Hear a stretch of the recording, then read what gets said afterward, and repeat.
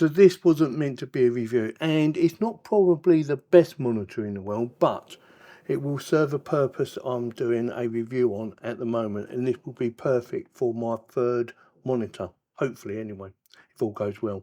So let me quickly go through what you actually get in the box, and then I'll go through the connections, and then we will set her up. So it comes with a USB to USB, so a special USB. I forget what they call that now. Can't remember. That plugs into there, and it allows you to have two USBs out. So you can connect two USBs to this and connect it to your, say for instance, your PC or your KVM switch. I won't be using that. Comes with DisplayPort. I might use that. This should be DisplayPort of 1.4 or better, so it should be very good, because I need this to be a minimum for the DisplayPort of 1.4. Comes with a mounting bracket, so you can put it on a stand, and I will be putting that up on the stand in a second. A power brick, and yeah, quite a big one actually. Some screw razors, and that'll be, I'm guessing, for your Visa or Vesa, whatever you want to call it. A couple of screws for locking this into place. I will be using them because I am going to be connecting it to that.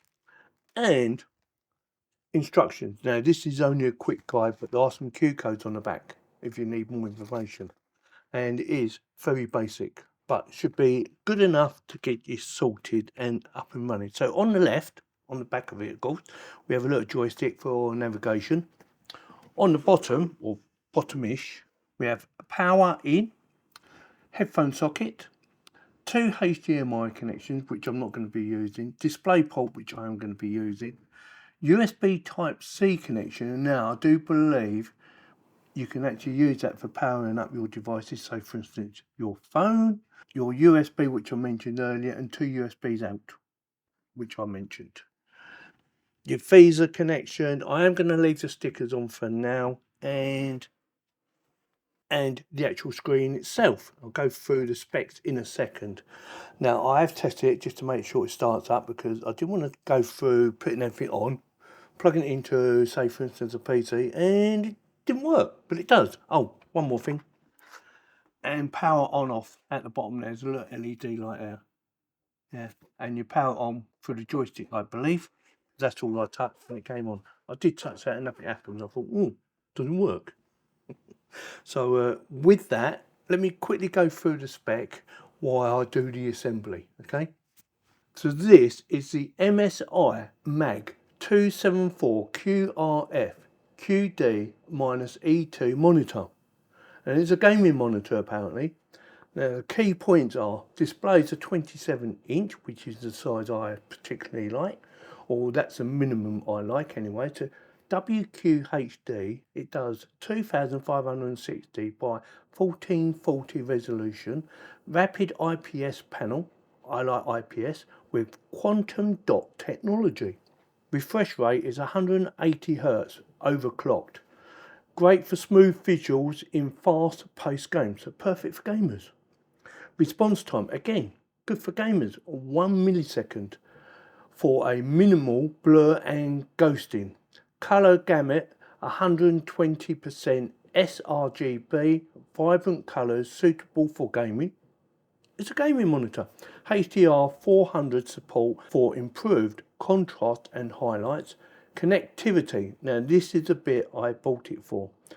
DisplayPort 1.4A, and that is the minimum I need for what I need to do for one of my other projects. It has two HDMI 2.0B USB Type-C for versatile connections. Other features: adjustable stand, which I'm going to be using, Mystic Light ambient lighting, which is this bit on here, very nice, or down here somewhere. Potential downsides. Now, I did look at some pros and cons, and based on user reviews, colours may be overwhelmingly saturated for some users, and limited colour adjustment options, apparently. I haven't tried it myself, of course. And that is it. So with that, let's start up, shall we, and see what happens.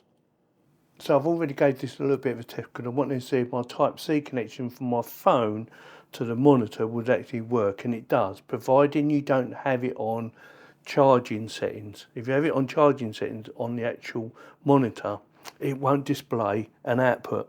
But if you turn that off, select Type-C connection, and voila, she works. So very pleased that that actually works. Now I have been playing about with this for a little while. You can turn this display off, but I've left it on for now. And also in the top left hand corner, it's showing 60 Hertz. And you can turn it off, and also you can move it. So if you want it on the right or down the bottom, you can do that. So I'm going to quickly go through the settings. So we have gaming mode, crate mode, night vision, response time, which I've already set, refresh rate is on, alarm clock, and I thought, oh, alarm clock, that's a bit different. KVM, and I thought, that's a little bit different, and I'll put that on auto, so you have auto upstream Type-C connection. Screen assistance, which is on none. Adaptive sync, and I've turned that on. Now screen assistance, you've got none, icon, position, reset.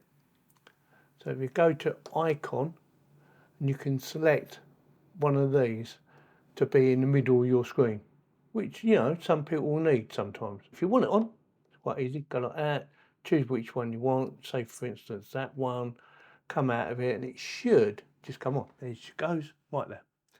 Let's get rid of that because I don't want it on.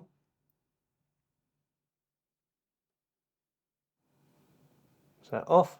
Adaptive sync is on. Go back a bit. So we have a night vision is off. Response time is fast. Refresh rate is on. Alarm clock, blah blah blah. We've done all that. Professional, you know, pro mode, low blue light, HDCR image enhancement, which I've turned on to strong. Now I'm not sure if the camera will pick this up, but let me just show you. If you look at this bit over here, go to off, it goes a little bit blurry. If I go to weak, if I go to strong, turn that on strongest, and it improves slightly the quality of the actual image itself. Next we have image, so contrast, sharpness, color temperature, and screen size. Now I've set mine for 16.9, but you can just set it for auto if you like, or 4.3. Go to auto, it should do full screen. Now when I tried it out on my phone, it wouldn't do full screen. It would only do whatever the image was. So unfortunately I couldn't get full screen out of it. Color temperature, you can do customization. Now customization is where you can adjust all your colors. Now watch, I'm going to go through it right now. So I'm going to move this right down to 20. I'm going to do this for all the colors. Can be a little bit on the slow side, but that's not a bad thing. Because once you set it, you don't need to adjust it no more, in theory. Because one of the things they did mention on some of the comments, that you couldn't adjust the colour to turn it down, or wasn't a lot of adjustment. Now, again, I have to say, there's not that much, but you can see the difference.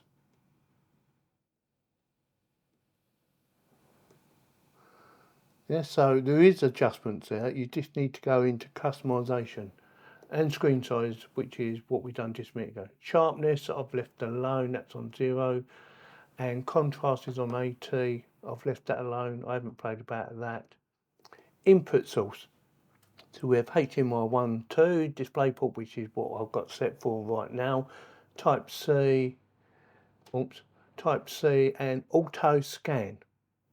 Another good little thing. Picture in picture, I've left alone, but you get the picture, don't you? Navi key, that's a controller at the back. You can rearrange that if you wanted to. I've left that alone. I've left it on refresh rate, but you can change it to picture in picture mode, refresh rate, input, night vision, KVM, and off.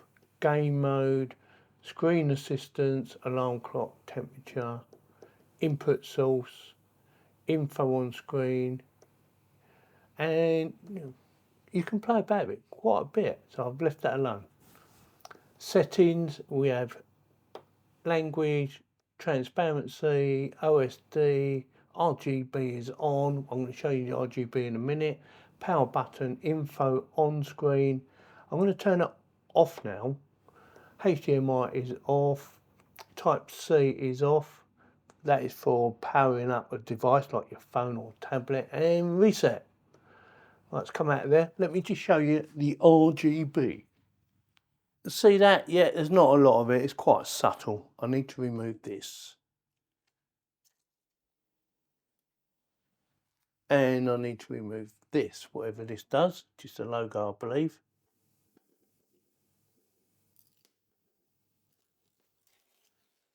Yeah. And there's the little joystick. I thought they might have made that into a RGB and perhaps that bit there, but they haven't. But apart from that, it looks pretty good. Screen adjustment, there is quite a bit of tilt there, which I was quite surprised at actually. It's quite a nice bit of tilt. Hopefully it suits everyone. And also adjustment for height. That goes right down to the base and comes up quite a way. And so far, I'm very pleased with it. There is quite a bit of adjustment for the colour and more than I expected. Let's have a look play about of it and I'll get back to you. So I've had a look play about of it and yeah, it's running at 180 frames per second as you can see in the top left hand corner. The colours are brilliant. I have adjusted them to my user settings rather than left them to the default settings, but most default settings you normally find they're too bright anyway. But I adjusted this to suit me and yeah, very pleased with it. They look realistic, they still look pretty good in my opinion, and it's quite easy to adjust once you know where to adjust them on the user preferences, like in most monitors. Like I said earlier, I did read some reviews saying there was very little adjustment, but there's more than enough adjustment for the colour or for the colour gamut to be acceptable for I'd say 99% of the people. Also, some of the features I do like that I haven't really mentioned is the cable management. There's a nice little slot under there. It passes through there, so you can put your display port or your HDMI and your power cord all the way through to the other side, which makes it a lot neater if you want to do that. And also if you want to do a vertical display as well. So you lift it up, twist it, like so, a bit more, voila. Or if you want to go the other way, superb, easy. And you can go basically down to the floor. I did also read there is some software that you can download from MSI to control the RGB. I haven't done that. I don't intend to do it because, well, you're not going to see it anyway, are you? It's not very bright. It's just a subtle RGB, which is very nice. It doesn't interfere with you watching anything at night time, whether it be a film or a game. It's just subtle.